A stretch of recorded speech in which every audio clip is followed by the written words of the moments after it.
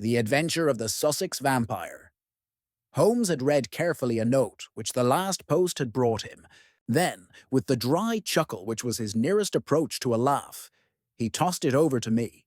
For a mixture of the modern and the medieval, of the practical and of the wildly fanciful, I think this is surely the limit, said he.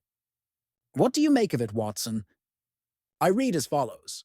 46, Old Jury, Novers 19th. Vampires. Sir, our client, Mr. Robert Ferguson, of Ferguson and Muirhead, tea brokers of Mincing Lane, has made some inquiry from us in a communication of even date concerning vampires.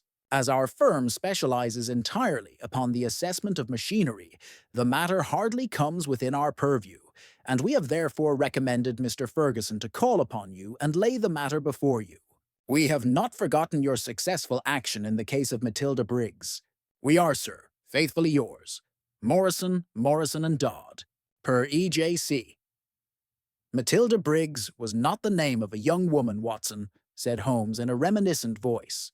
It was a ship which is associated with the giant rat of Sumatra, a story for which the world is not yet prepared. But what do we know about vampires? Does it come within our purview either? Anything is better than stagnation, but really we seem to have been switched on to a Grimm's fairy tale. Make a long arm, Watson, and see what V has to say. I leaned back and took down the great index volume to which he referred. Holmes balanced it on his knee, and his eyes moved slowly and lovingly over the record of old cases, mixed with the accumulated information of a lifetime. Voyage of the Glorious Scott, he read. That was a bad business. I have some recollection that you made a record of it, Watson, though I was unable to congratulate you upon the result. Victor Lynch, the forger. Venomous Lizard or Gila. Remarkable case that. Vittoria, the circus belle. Vanderbilt and the Yeggman. Vipers. Vigor, the Hammersmith wonder. Hello! Good old index. You can't beat it. Listen to this, Watson. Vampirism in Hungary. And again. Vampires in Transylvania. He turned over the pages with eagerness, but after a short intent perusal, he threw down the great book with a snarl of disappointment. Rubbish, Watson, rubbish. What have we to do with walking corpses who can only be held in their grave by stakes driven through their hearts? It's pure lunacy. But surely, said I, the vampire was not necessarily a dead man. A living person might have the habit. I have read, for example, of the old sucking the blood of the young in order to retain their youth. You are right, Watson. It mentions the legend in one of these references. But are we to give serious attention to such things? This agency stands flat-footed upon the ground, and there it must remain. The world is big enough for us. No ghosts need apply. I fear that we cannot take Mr. Robert Ferguson very seriously.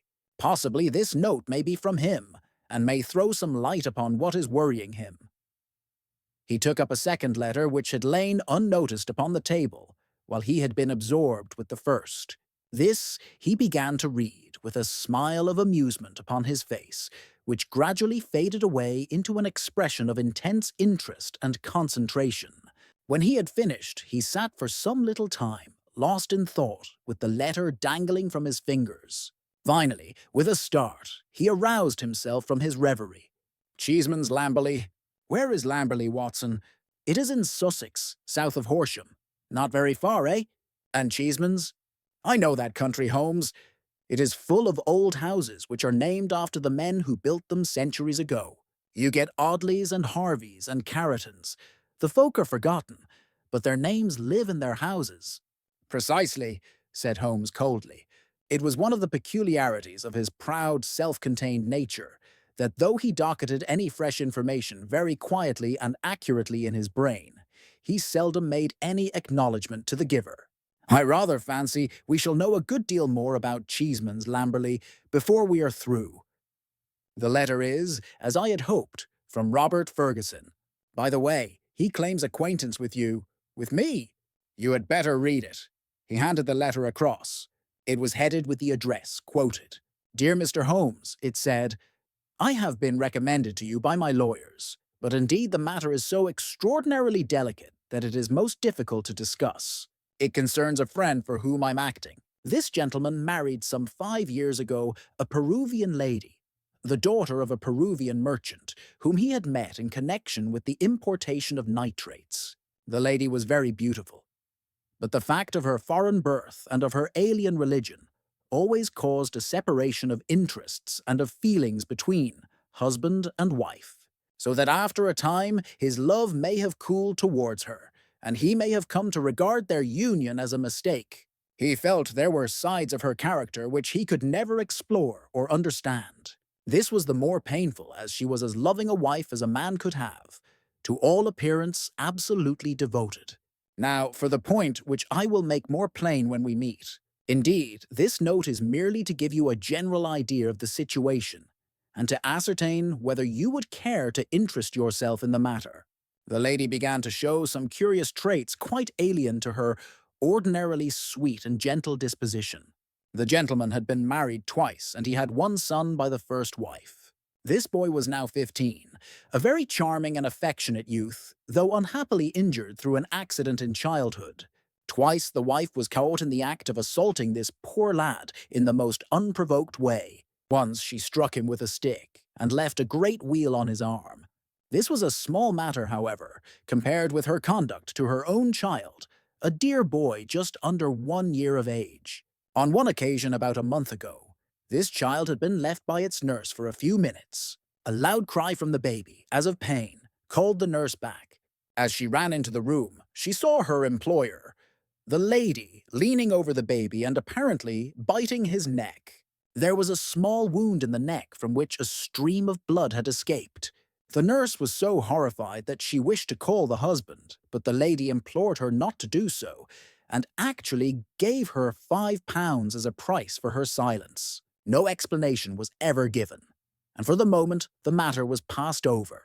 It left, however, a terrible impression upon the nurse's mind, and from that time she began to watch her mistress closely and to keep a closer guard upon the baby, whom she tenderly loved. It seemed to her that even as she watched the mother, so the mother watched her, and that every time she was compelled to leave the baby alone, the mother was waiting to get at it. Day and night the nurse covered the child, and day and night the silent, watchful mother seemed to be lying in wait as a wolf waits for a lamb. It must read most incredible to you, and yet I beg you to take it seriously, for a child's life and a man's sanity may depend upon it. At last there came one dreadful day when the facts could no longer be concealed from the husband. The nurse's nerve had given way. She could stand the strain no longer, and she made a clean breast of it all to the man. To him it seemed as wild a tale as it may now seem to you. He knew his wife to be a loving wife, and save for the assaults upon her stepson, a loving mother. Why then should she wound her own dear little baby?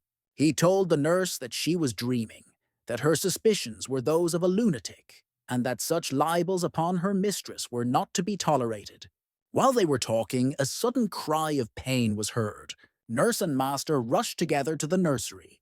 Imagine his feelings, Mr. Holmes, as he saw his wife rise from a kneeling position beside the cot, and saw blood upon the child's exposed neck, and upon the sheet. With a cry of horror, he turned his wife's face to the light and saw blood all round her lips. It was she beyond all question, who had drunk the poor baby's blood. So the matter stands. She is now confined to her room. There has been no explanation. The husband is half demented. He knows and I know little of vampirism beyond the name. We had thought it was some wild tale of foreign parts. And yet here in the very heart of the English Sussex. Well, all this can be discussed with you in the morning. Will you see me? Will you use your great powers in aiding a distracted man? If so, kindly wire to Ferguson, Cheeseman's, Lamberley, and I will be at your rooms by 10 o'clock. Yours faithfully, Robert Ferguson. P.S. I believe your friend Watson played rugby for Blackheath when I was 3/4 for Richmond. It is the only personal introduction which I can give. Of course I remembered him, said I as I laid down the letter. Big Bob Ferguson, the finest 3/4 Richmond ever had. He was always a good-natured chap. It's like him to be so concerned over a friend's case. Holmes looked at me thoughtfully and shook his head. I never get your limits, Watson, said he. There are unexplored possibilities about you. Take a wire down, like a good fellow. We'll examine your case with pleasure. Your case. We must not let him think that this agency is a home for the weak-minded. Of course it is his case. Send him that wire, and let the matter rest till morning." Promptly at 10 o'clock next morning, Ferguson strode into our room. I had remembered him as a long, slab-sided man, with loose limbs and a fine turn of speed, which had carried him round many an opposing back. There is surely nothing in life more painful than to meet the wreck of a fine athlete whom one has known in his prime. His great frame had fallen in, his flaxen hair was scanty, and his shoulders were bowed. I fear that I roused corresponding emotions in him. "Hullo, Watson," said he, and his voice was still deep and hearty. "You don't look quite the man you did when I threw you over the ropes into the crowd at the old deer park. I expect I have changed a bit, also. But it's this last day or two that has aged me. I see by your telegram, Mr. Holmes, that it is no use my pretending to be anyone's deputy." "It is simpler to deal direct," said Holmes. "Of course it is. But you can imagine how difficult it is when you are speaking of the one woman whom you are bound to protect and help. What can I do? How am I to go to the police with such a story? And yet the kiddies have got to be protected. Is it madness, Mr. Holmes? Is it something in the blood? Have you any similar case in your experience? For God's sake, give me some advice, for I am at my wit's end." "Very naturally, Mr. Ferguson. Now sit here and pull yourself together, and give me a few clear answers. I can assure you that I am very far from being at my wit's end, and that I am confident we shall find some solution. First of all, tell me what steps you have taken. Is your wife still near the children? We had a dreadful scene. She is a most loving woman, Mr. Holmes. If ever a woman loved a man with all her heart and soul, she loves me. She was cut to the heart that I should have discovered this horrible, this incredible secret. She would not even speak. She gave no answer to my reproaches, save to gaze at me with a sort of wild, despairing look in her eyes. Then she rushed to her room and locked herself in. Since then she has refused to see me. She has a maid who was with her before her marriage, Dolores by name, a friend rather than a servant. She takes her food to her. Then the child is in no immediate danger? Mrs. Mason, the nurse, has sworn that she will not leave it night or day. I can absolutely trust her. I am more uneasy about poor little Jack, for as I told you in my note, he has twice been assaulted by her. But never wounded. No, she struck him savagely. It is the more terrible as he is a poor little inoffensive cripple." Ferguson's gaunt features softened as he spoke of his boy. You would think that the dear lad's condition would soften anyone's heart. A fall in childhood and a twisted spine, Mr. Holmes. But the dearest, most loving heart within. Holmes had picked up the letter of yesterday and was reading it over. "What other inmates are there in your house, Mr. Ferguson?" "Two servants who have not been long with us. One stable hand, Michael, who sleeps in the house, my wife, myself, my boy Jack, baby, Dolores, and Mrs. Mason. That is all." "I gather that you did not know your wife well at the time of your marriage? I had only known her a few weeks." "How long had this maid Dolores been with her?" "Some years." "Then your wife's character would really be better known by Dolores than by you." "Yes, you may say so." Holmes made a note. "I fancy," said he, "that I may be of more use at Lamberley than here. It is eminently a case for personal investigation. If the lady remains in her room, our presence could not annoy or inconvenience her. Of course, we would stay at the inn." Ferguson gave a gesture of relief. "It is what I hoped, Mr. Holmes. There is an excellent train at 2 from Victoria if you could come." "Of course we could come. There is a lull at present. I can give you my undivided energies. Watson, of course, comes with us. But there are 1 or 2 points upon which I wish to be very sure before I start. This unhappy lady, as I understand it, has appeared to assault both the children, her own baby and your little son." "That is so. But the assaults take different forms, do they not? She has beaten your son. Once with a stick and once very savagely with her hands. Did she give no explanation why she struck him, None save that she hated him. Again and again she said so. Well, that is not unknown among stepmothers. A posthumous jealousy, we will say. Is the lady jealous by nature?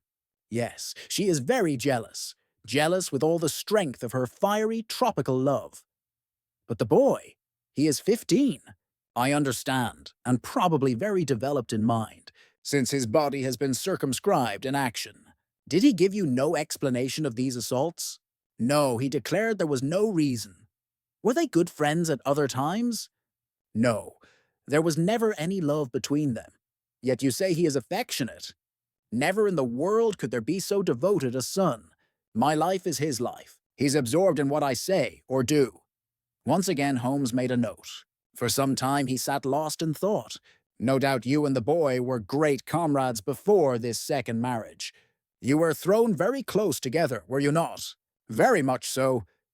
And the boy, having so affectionate a nature, was devoted, no doubt, to the memory of his mother.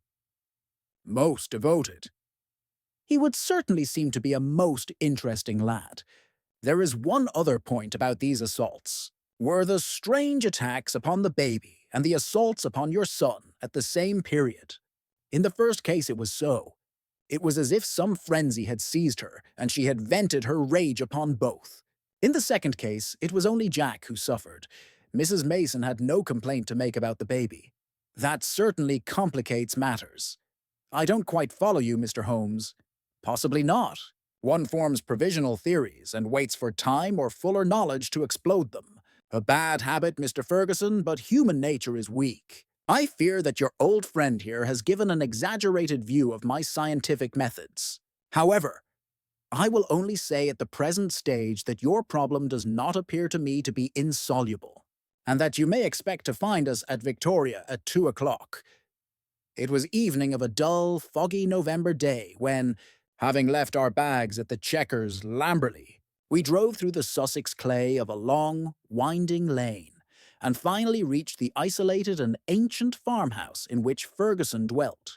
It was a large, straggling building, very old in the centre, very new at the wings with towering Tudor chimneys, and a lichen-spotted, high-pitched roof of Horsham slabs. The doorsteps were worn into curves, and the ancient tiles which lined the porch were marked with the rebus of a cheese and a man after the original builder. Within, the ceilings were corrugated with heavy oaken beams, and the uneven floors sagged into sharp curves. An odor of age and decay pervaded the whole crumbling building. There was one very large central room into which Ferguson led us. Here, in a huge old-fashioned fireplace with an iron screen behind it, dated 1670, there blazed and spluttered a splendid log fire. The room, as I gazed round, was a most singular mixture of dates and of places. The half-panelled walls may well have belonged to the original yeoman farmer of the 17th century. They were ornamented, however, on the lower part by a line of well-chosen modern watercolours, while above, where yellow plaster took the place of oak, there was hung a fine collection of South American utensils and weapons, which had been brought, no doubt, by the Peruvian lady upstairs. Holmes rose with that quick curiosity which sprang from his eager mind, and examined them with some care. He returned with his eyes full of thought. "Hullo!" he cried. "Hullo!" A spaniel had lain in a basket in the corner. It came slowly forward towards its master, walking with difficulty. Its hind legs moved irregularly, and its tail was on the ground. It licked Ferguson's hand. "What is it, Mr. Holmes?" "The dog." "What's the matter with it?" That's what puzzled the vet. A sort of paralysis, spinal meningitis, he thought. But it is passing. He'll be all right soon, won't you, Carlo? A shiver of assent passed through the drooping tail. The dog's mournful eyes passed from one of us to the other. He knew that we were discussing his case. "Did it come on suddenly?" "In a single night." "How long ago?" "It may have been 4 months ago." "Very remarkable. Very suggestive. What do you see in it, Mr. Holmes?" "A confirmation of what I had already thought." "For God's sake, what do you think, Mr. Holmes? It may be a mere intellectual puzzle to you, but it is life and death to me. My wife a would-be murderer, my child in constant danger. Don't play with me, Mr. Holmes. It is too terribly serious." The big rugby three-quarter was trembling all over. Holmes put his hand soothingly upon his arm.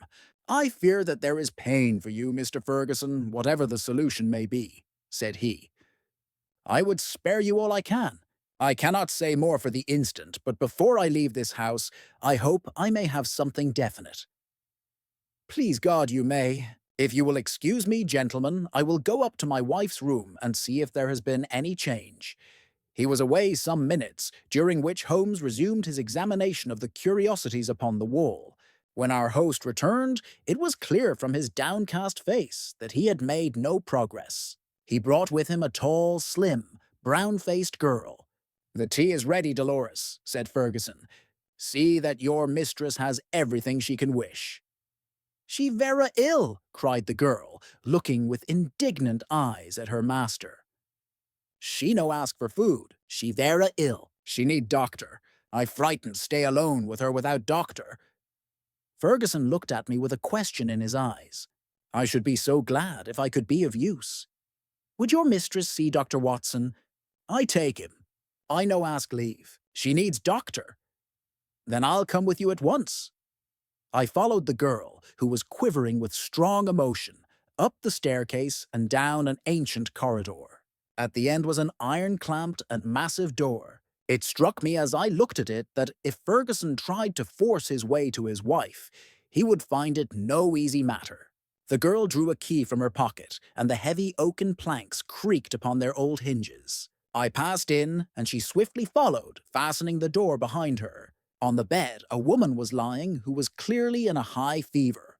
She was only half conscious, but as I entered, she raised a pair of frightened but beautiful eyes and glared at me in apprehension. Seeing a stranger, she appeared to be relieved and sank back with a sigh upon the pillow. I stepped up to her with a few reassuring words, and she lay still while I took her pulse and temperature. Both were high. And yet my impression was that the condition was rather that of mental and nervous excitement than of any actual seizure. "She lie like that 1 day, 2 day. I 'fraid she die," said the girl. The woman turned her flushed and handsome face towards me. "Where is my husband?" "He is below and would wish to see you." "I will not see him." "I will not see him." Then she seemed to wander off into delirium. "A fiend! A fiend! Oh, what shall I do with this devil?" "Can I help you in any way?" "No, no one can help. It is finished. All is destroyed. Do what I will. All is destroyed. The woman must have some strange delusion. I could not see honest Bob Ferguson in the character of fiend or devil. "Madame," I said, "your husband loves you dearly. He is deeply grieved at this happening." Again she turned on me those glorious eyes. "He loves me." "Yes, but do I not love him? Do I not love him even to sacrifice myself rather than break his dear heart? That is how I love him. And yet he could think of me. He could speak of me so. He is full of grief, but he cannot understand. No, he cannot understand. But he should trust. Will you not see him?" I suggested. "No, no, I cannot forget those terrible words, nor the look upon his face. I will not see him. Go now. You can do nothing for me. Tell him only one thing. I want my child. I have a right to my child. That is the only message I can send him." She turned her face to the wall and would say no more. I returned to the room downstairs, where Ferguson and Holmes still sat by the fire. Ferguson listened moodily to my account of the interview. "How can I send her the child?" he said. "How do I know what strange impulse might come upon her? How can I ever forget how she rose from beside it with its blood upon her lips?" He shuddered at the recollection. "The child is safe with Mrs. Mason, and there he must remain." A smart maid, the only modern thing which we had seen in the house, had brought in some tea. As she was serving it, the door opened and a youth entered the room. He was a remarkable lad, pale-faced and fair-haired, with excitable light blue eyes which blazed into a sudden flame of emotion and joy as they rested upon his father. He rushed forward and threw his arms round his neck with the abandon of a loving girl. "Oh, Daddy!" he cried. "I did not know that you were due yet. I should have been here to meet you. Oh, I am so glad to see you." Ferguson gently disengaged himself from the embrace with some little show of embarrassment. "Dear old chap," said he, patting the flaxen head with a very tender hand. "I came early because my friends, Mr. Holmes and Dr. Watson, have been persuaded to come down and spend an evening with us." "Is that Mr. Holmes, the detective?" "Yes." The youth looked at us with a very penetrating and, as it seemed to me, unfriendly gaze. "What about your other child, Mr. Ferguson?" asked Holmes. "Might we make the acquaintance of the baby?" "Ask Mrs. Mason to bring baby down," said Ferguson. The boy went off with a curious, shambling gait, which told my surgical eyes that he was suffering from a weak spine. Presently he returned, and behind him came a tall, gaunt woman bearing in her arms a very beautiful child, dark-eyed, golden-haired, a wonderful mixture of the Saxon and the Latin. Ferguson was evidently devoted to it, for he took it into his arms and fondled it most tenderly. "Fancy anyone having the heart to hurt him," he muttered as he glanced down at the small, angry red pucker upon the cherub throat. It was at this moment that I chanced to glance at Holmes and saw a most singular intentness in his expression. His face was as set as if it had been carved out of old ivory, and his eyes, which had glanced for a moment at father and child, were now fixed with eager curiosity upon something at the other side of the room. Following his gaze, I could only guess that he was looking out through the window at the melancholy, dripping garden. It is true that a shutter had half closed outside and obstructed the view, but nonetheless, it was certainly at the window that Holmes was fixing his concentrated attention. Then he smiled, and his eyes came back to the baby. On its chubby neck there was this small, puckered mark. Without speaking, Holmes examined it with care. Finally, he shook one of the dimpled fists which waved in front of him. "Goodbye, little man. You have made a strange start in life. Nurse, I should wish to have a word with you in private." He took her aside and spoke earnestly for a few minutes. I only heard the last words, which were, "Your anxiety will soon, I hope, be set at rest." The woman, who seemed to be a sour, silent kind of creature, withdrew with the child. "What is Mrs. Mason like?" asked Holmes. "Not very prepossessing externally, as you can see, but a heart of gold and devoted to the child." "Do you like her, Jack?" Holmes turned suddenly upon the boy. His expressive mobile face shadowed over, and he shook his head. "Jackie has very strong likes and dislikes," said Ferguson, putting his arm round the boy. "Luckily, I am one of his likes." The boy cooed and nestled his head upon his father's breast. Ferguson gently disengaged him. "Run away, little Jackie," said he, and he watched his son with loving eyes until he disappeared. "Now, Mr. Holmes," he continued when the boy was gone, "I really feel that I have brought you on a fool's errand, for what can you possibly do save give me your sympathy? It must be an exceedingly delicate and complex affair from your point of view." "It is certainly delicate," said my friend with an amused smile, "but I have not been struck up to now with its complexity. It has been a case for intellectual deduction, but when this original intellectual deduction is confirmed, point by quite a number of independent incidents, then the subjective becomes objective, and we can say confidently that we have reached our goal. I had, in fact, reached it before we left Baker Street, and the rest has merely been observation and confirmation." Ferguson put his big hand to his furrowed forehead. "For heaven's sake, Holmes," he said hoarsely, "if you can see the truth in this matter, do not keep me in suspense. How do I stand? What shall I do? I care nothing as to how you have found your facts, so long as you have really got them. Certainly I owe you an explanation, and you shall have it. But you will permit me to handle the matter in my own way. Is the lady capable of seeing us, Watson? She is ill, but she is quite rational. Very good. It is only in her presence that we can clear the matter up. Let us go up to her." "She will not see me," cried Ferguson. "Oh, yes, she will," said Holmes. He scribbled a few lines upon a sheet of paper. "You at least have the entree, Watson.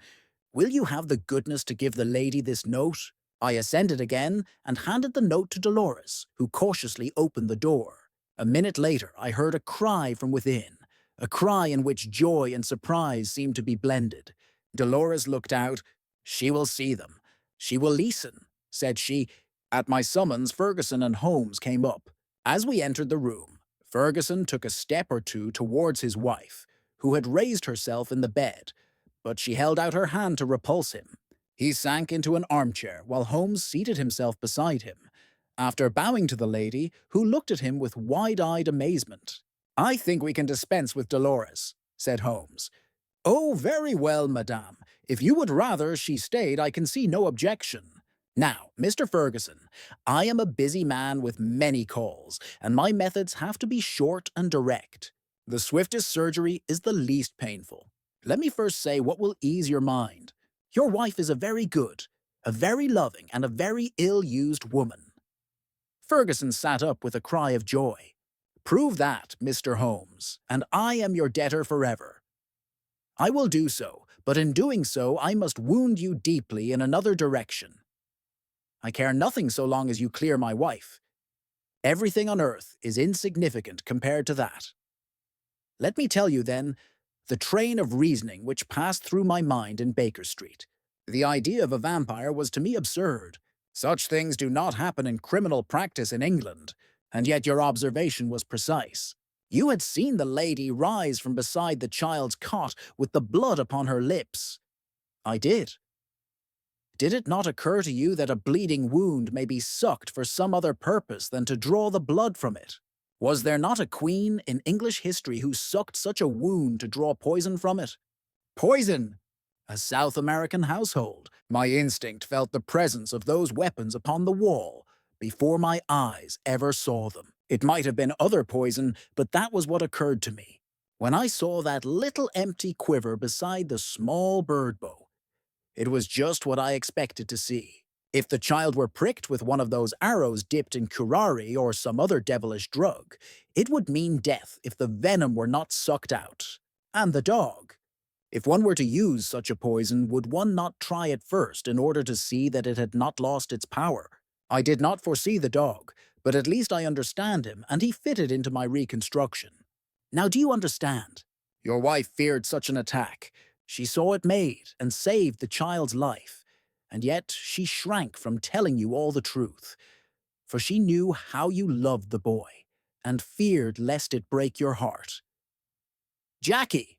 I watched him as you fondled the child just now. His face was clearly reflected in the glass of the window where the shutter formed a background. I saw such jealousy, such cruel hatred as I have seldom seen in a human face. My Jackie! You have to face it, Mr. Ferguson. It is the more painful because it is a distorted love, a maniacal, exaggerated love for you and possibly for his dead mother, which has prompted his action. His very soul is consumed with hatred for this splendid child, whose health and beauty are a contrast to his own weakness. Good God! It is incredible! Have I spoken the truth, madame? The lady was sobbing, with her face buried in the pillows. Now she turned to her husband. How could I tell you, Bob? I felt the blow it would be to you. It was better that I should wait, and that it should come from some other lips than mine. When this gentleman, who seems to have powers of magic, wrote that he knew all, I was glad. I think a year at sea would be my prescription for Master Jackie, said Holmes, rising from his chair. Only one thing is still clouded, madame. We can quite understand your attacks upon Master Jackie. There is a limit to a mother's patience. But how did you dare to leave the child these last 2 days? I had told Mrs. Mason. She knew exactly. So I imagined. Ferguson was standing by the bed, choking, his hands outstretched and quivering. This, I fancy, is the time for our exit, Watson, said Holmes in a whisper. If you will take one elbow of the too faithful Dolores, I will take the other. There, now, he added as he closed the door behind him. I think we may leave them to settle the rest among themselves. I have only one further note of this case. It is the letter which Holmes wrote in final answer to that with which the narrative begins. It ran thus: Baker Street, November 21st. Vampires, Sir. Referring to your letter of the 19th, I beg to state that I have looked into the inquiry of your client, Mr. Robert Ferguson, of Ferguson and Muirhead, tea brokers, of Mincing Lane. and that the matter has been brought to a satisfactory conclusion. With thanks for your recommendation, I am, sir, faithfully yours, Sherlock Holmes.